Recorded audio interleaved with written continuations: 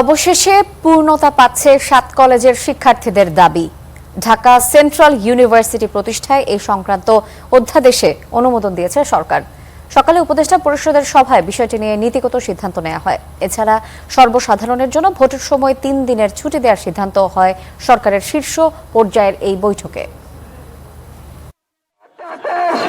সমন্বিত বিশ্ববিদ্যালয় প্রতিষ্ঠার দাবিতে ঢাকার রাজপথে আন্দোলন হয়েছে দফায় দফায়। অবশেষে শিক্ষার্থীদের দাবির মুখে স্বতন্ত্র বিশ্ববিদ্যালয় প্রতিষ্ঠার পথে এগুচ্ছে সরকার।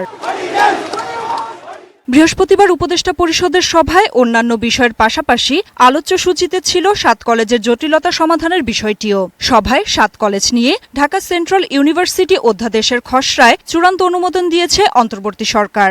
একই সময়ে অনুমোদন দেয়া হয় আরও ৮টি রাষ্ট্রীয় সিদ্ধান্তে। উপদেষ্টা পরিষদের সভার বিস্তারিত জানাতে বিকেলে ফরেন সার্ভিস একাডেমিতে ব্রিফ করেন প্রেস সচিব। তিনি জানান, শিক্ষার্থীদের দাবি মেনে নিয়েছে সরকার। ঢাকা সেন্ট্রাল ইউনিভার্সিটির অধ্যাদেশ ২০২৬ অনুমোদিত হয়েছে। ঢাকার ৭টি সরকারি কলেজকে একই একাডেমিক কাঠামোর আওতায় এনে উচ্চশিক্ষার গুণগত মান উন্নয়ন এবং দীর্ঘদিনের প্রশাসনিক জট নিরসনই এই অধ্যাদেশের মূল উদ্দেশ্য।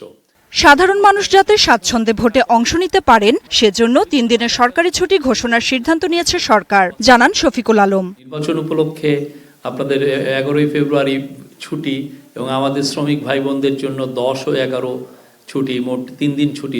এবার ভোট গণনার সময় বেশি লাগতে পারে বলে ধারণা দেন প্রেস সচিব। তার দাবি, শেখ হাসিনার নো ভোট ক্যাম্পেইনের কোনো প্রভাব পড়ার শঙ্কা নেই।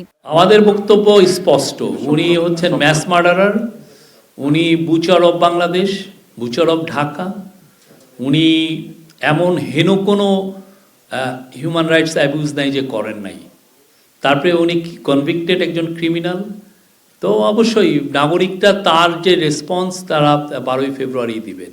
যথাসময়ে নির্বিঘ্ন ও উৎসবমুখর নির্বাচন আয়োজনে অন্তর্বর্তী সরকার বদ্ধপরিকর বলেও জানিয়েছেন প্রেস সচিব। জাতির জন্য খুবই গুরুত্বপূর্ণ রেফারেন্ডাম হচ্ছে। Nafiya Farsana, Star news.